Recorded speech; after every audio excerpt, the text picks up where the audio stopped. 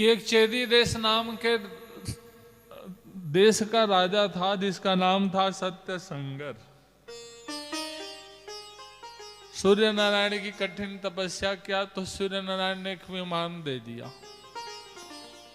और no maintenance वाला, और जहां मन से सोचे वहां विमान पहुंचा देता था। और बिना खर्चा वाला जहाज है तो नीचे च नहीं रहता था, जब देखो तब ऊपर ही उड़ते रहता था, हवाई यात्रा करते रहता था। इसलिए उस राजा का नाम पड़ा ऊपरीचर, ऊपर ऊपर घूमने वाला ऊपरीचर। और उसकी पत्नी का नाम था गिरिका, पूजा पाठ करने वाला धर्मात्मा राजा रहा।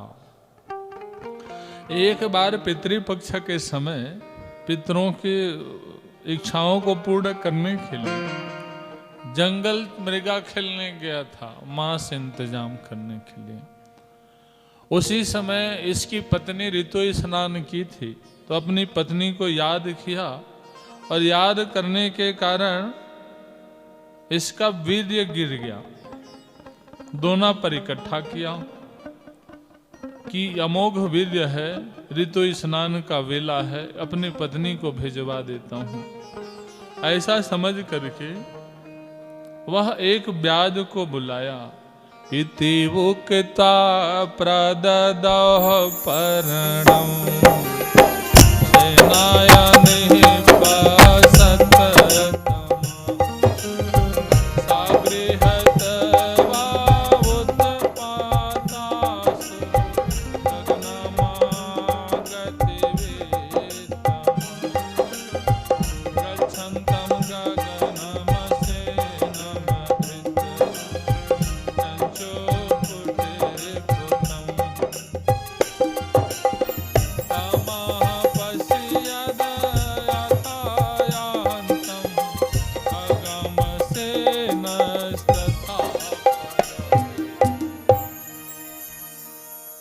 सत्य संगर बाज को बोला। पहले के राजा महाराजा लोग और आदमी लोग बाज के भाषा को भी समझ जाते थे, क्योंकि पहले गुरुकुल में जीव जंतु के भाषा पढ़ाई जाती थी, और आजकल के विद्यालय में आदमी के भाषा को नहीं समझता है, ऐसे ऐसे भाषा पढ़ा दी जाती है।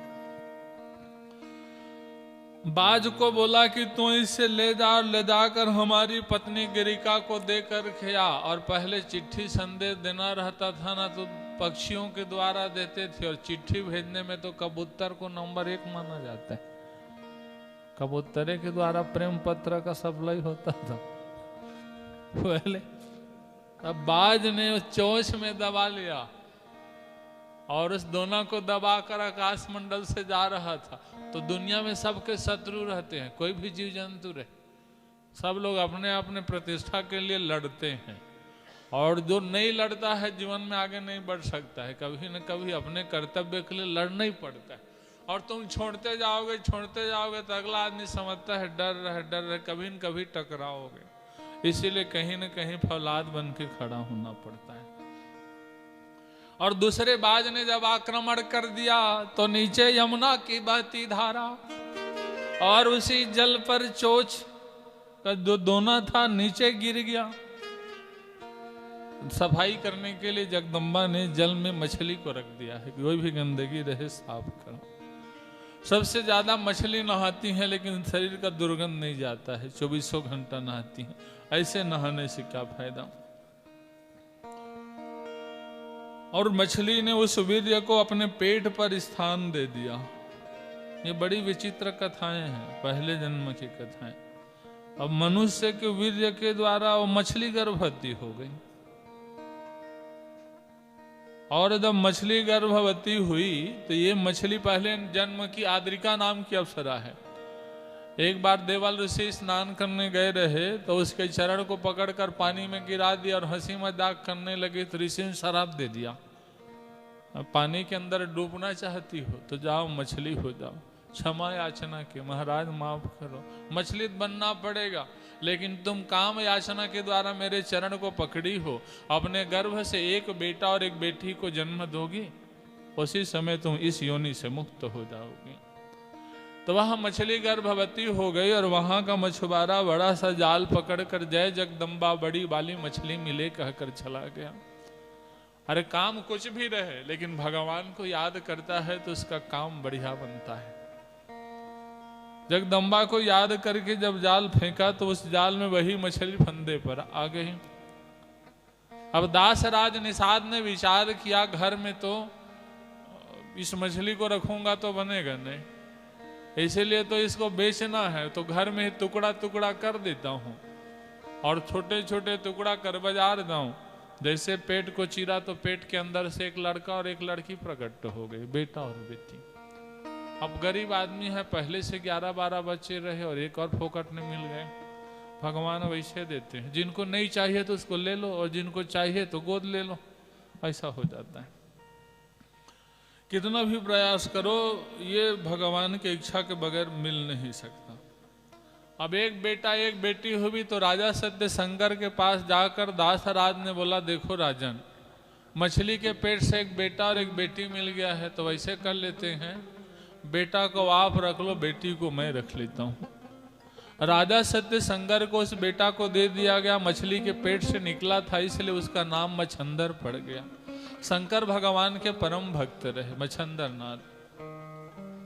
मच्छंदर नाथ को जब राजा बनाया गया तो राज्य पाट को त्याग दिया और जंगल चला गया, राजा भर्तृहरि की तरह।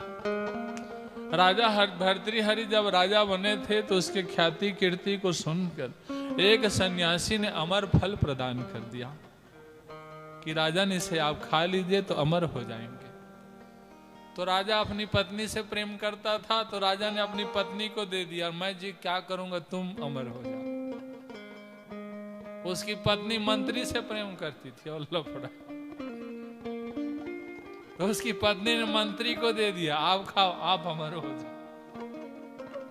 तो उसका मंत्री गणिका से प्रेम करता था तो मंत्री ने उस गणिका को दे दिया, आप खा लो आप अमर हो जाओ। गणिका ने विचार किया कि मैं जी कर क्या करूंगी, इसलिए हमारे देश का राजा धर्मात्मा है, इस फल को सीख दे देता हूं। वह फल फिर राजा भर्तृहरि के पास चला गया तो पता लगाए कि तुम कहां से पाए, तो पूरे कड़ी पता चल गए। तब राजा भर्तृहरि ने राज्य को त्याग दिया। जिसको मैं इतना प्रेम कर रहा हूं, अमर फल को प्रदान कर दिया, वह पत्नी किसी और को प्रेम करती है। इसीलिए धोखे मत रहना कि ये हमको ज्यादा प्रेम कर रहे।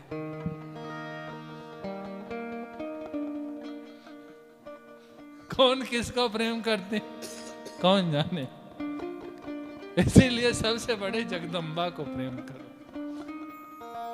तन जिसको चाहो उसको दो, धन जिसको चाहो उसको दो, लेकिन मन तो मन वाले को प्रदान करना चाहिए। राजा भर्तृहरि सन्यासी बन गए। उसी प्रकार राजा मच्छंदर नाथ भी सन्यासी बन गए और सन्यास धारण ऐसा किए कि ये सिद्ध बन गए। एक बार राजा मच्छंदर नाथ किसी गांव पर गए रहे तो निसंतान दंपति थी। तो माता जी बोली, महाराज मेरे यहाँ संतान नहीं, आप कृपा कर दें तो संतान हो जाए।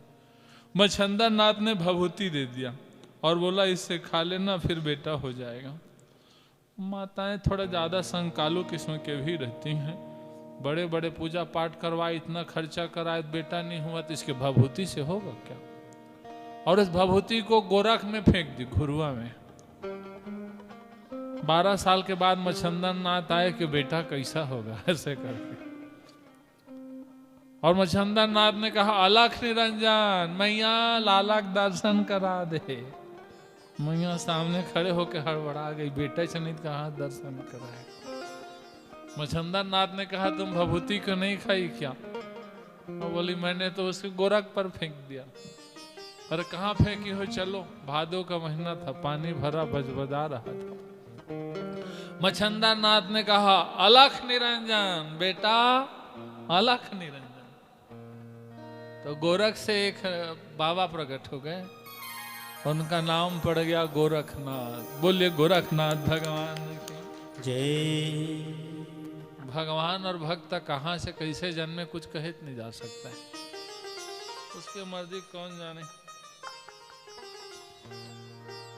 गर्मी ज्यादा हो जाता है लगता है, देख रहे हो अभी यहाँ पूस के महीना में सोच रहे ज्यादा ठंड होगी, तो पता ही नहीं चल रहा है ठंड का। तो कोई गुरु मच्छंदर नाथ को जाने या मत जाने, लेकिन उनके चेला गोरखनाथ को सब जानते हैं। और जिस गोरखनाथ का चेला योगी आदित्यनाथ अभी मुख्यमंत्री बने, उनको भी सब जानते हैं। जो कुछ मिलता है ना, सब इनकी कृपा से मिलता है। कई लोग बोलते हैं साधु संत लोग, सन्यासी लोग क्या कर सकते हैं, तो योगी आदित्यनाथ को देखो और बताओ क्या नहीं कर सकते। अरे समाज को तो सुधार बस संत कर सकता है, नहीं तो भगवंत कर सकता है, और कोई दूसरा नहीं कर सकता है। ऐसे गुरु गोरखनाथ प्रकट हुए रहे। मच्छंदर नाथ को तो राजा सत्य संगर ले ली, और बेटी जिसका नाम पड़ा सत्यवती, सत्य बोलती थी, रंग था काली इसलिए उनका नाम पड़ा काली। मछली के पेट से प्रकट हुई इसलिए मत्स्य उदरी। मछली जैसे गंध शरीर से निकलता था इसलिए उसका नाम पड़ा मत्स्य गंधा। एक दातिर था यात्राया, गजन पारा सरोवर, आज गहम महातेजा, कालिंदस्तटमोत्तम, निषाद महाधर्मत महा, कुर्वन् तं भोजनं सदा, कवय स्वपरं पारं, कालिंदा उडुपे। दास निषाद राज ने विचार किया कि अब मछली के पेट से बेटा और बेटी हो जाती है, और कहीं 2-4 और संख्या बढ़ जाए तो इतने परिवार चलाने में दिमाग खराब। आज से मछली नहीं पकड़ूंगा, जीने के लिए तो कुछ करना ही पड़ेगा। संसार में आए हो तो कुछ न कुछ करना ही पड़ता है। अब नाव चलाकर लोगों को जमुना से पार पहुंचाऊंगा, इस कार्य को प्रारंभ कर दिया। तो एक बार पराशर मुनि तीर्थ यात्रा के लिए निकले रहे, और जैसे यमुना के तट पर पहुंचे तो दास राज को बोले, निषाद राज हमें इस यमुना से पार पहुंचा दो। दोपहरी का समय था। निषाद राज ने कहा कि मैं पहले भोजन ग्रहण कर लेता हूं, उसको बाद आपको मैं यमुना से पार पहुंचा दूंगा। तो उनको अच्छा नहीं लगा, अब वीआईपी आदमी लोग थोड़ी इंतजार करेंगे। पराशर मुनि ने कहा मेरे जल्दी पार कराओ, नहीं तो मैं आपको शराब दे दूंगा।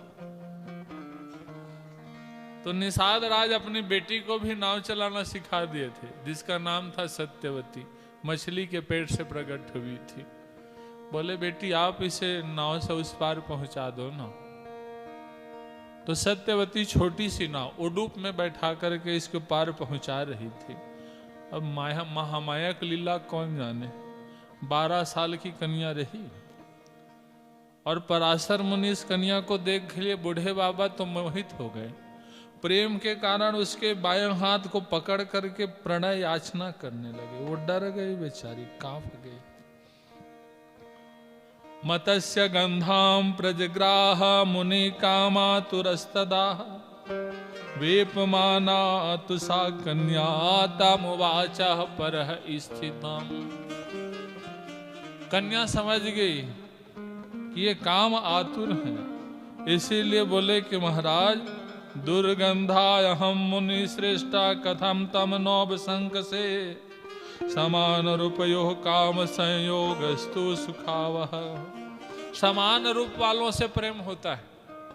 12 साल की कन्या और 80 साल के बाबा से प्रेम नहीं कर सकते। एक समान अवस्था वाले और समान रूप वालों से प्रेम होता है, और रूप और अवस्था अनुकूल ना रहे प्रेम नहीं होता है।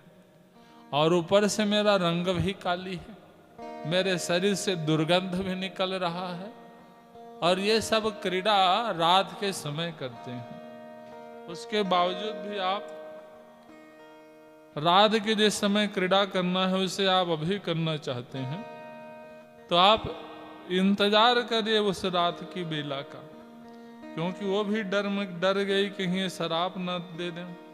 पशु धर्मो नामे प्रीतिम जन्यत्यति दारुणा प्रतीक्षस्व मुनि श्रेष्ठ यावत भवती यामिनी। काम संसर्ग रात में किया जाता है, दिन में नहीं किया जाता। ये पशुवत व्यवहार है और हे महाराज मुझे अच्छा नहीं लगता है। जब तक रात नहीं हो जाती तब तक आप प्रतीक्षा करिए। और फिर उस किनारे पर मेरे पिताजी भी देख रहे हैं। तो पराशर ऋषि ने अपनी काम इच्छा को पूर्ण करने के लिए उस सुंदरी को बोला कि अब आज से तुम्हारे शरीर में दिव्य सुगंध आ जाएंगे, और अपने तपस्या के बल से ऐसा सेंट छींट दिया कि जिसके सुगंध 16 किलोमीटर तक जाती थी। इसलिए उस कन्या का नाम पड़ गया योजन गंधा। इस शरीर से दुर्गंध निकलते रहता है, इसीलिए आदमी बढ़िया क्रीम पाउडर इत्र वित्र लगा के चलते रहता है। उस शरीर पर सुंदर इत्र पराशर मुनि ने छिड़काव कर दिया और अपने माया से उसी समय घने कोहरा प्रकट कर दिया। कन्या बोली आप तो मुझे भोग कर चले जाएंगे, और जब मेरा कुमारी व्रत भंग हो जाएगा दुनिया को मैं मुंह दिखा नहीं पाऊंगी।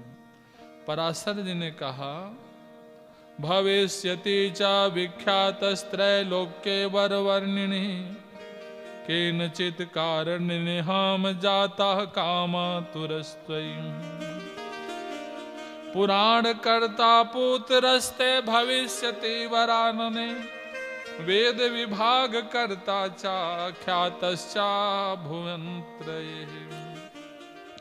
तुम्हारा बेटा पुराण बनाने वाला होगा, भविष्य का जानकार होगा, वेद का विभाग करने वाला रहेगा, और 3 लोक में उसकी ख्याति कीर्ति पहुंचेगी।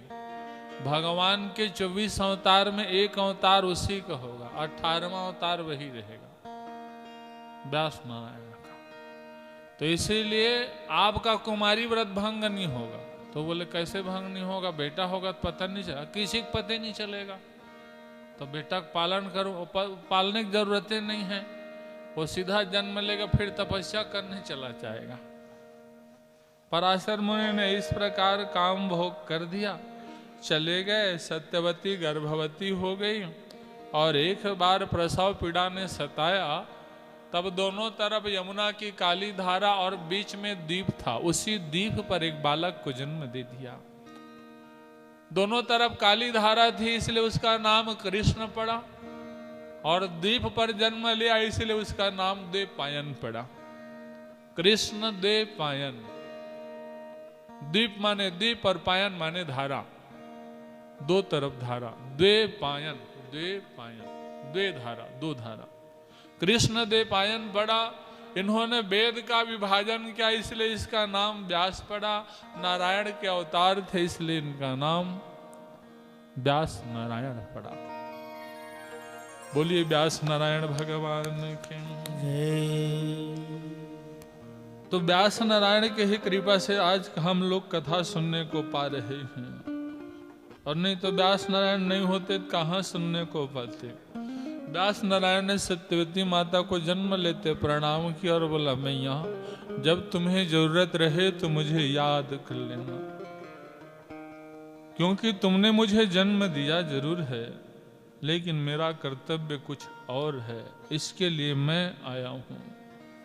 और जिस पिता पराशर का दिव्य तेज मेरे शरीर पर समाया है, उसके अधूरे कार्य को मुझे पूर्ण करना है। जिसके द्वारा मेरा जन्म हुआ है, उस पिता के अधूरे कार्य को सफल कराने के लिए मैं बद्री नारायण पर जाता हूँ।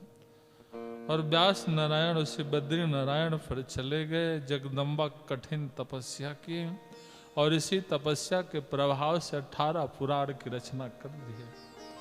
पुराण उसे कहते हैं, पुरा माने प्राचीन और न माने नहीं, जो कभी पुराना ना हो उसे पुराण कहते हैं। किसी पिक्चर को 5 बार 10 बार 20 बार देखते हैं, लेकिन 100 बार 1000 बार नहीं देख सकते। लेकिन भागवत के कथा को एक बार दो बार कितनों बार सुने तो हर बार नया लगता है, पता ही नहीं चलता हूँ। व्यास नारायण जगदम्बा की भक्ति करने पर लीन हो गए हूँ।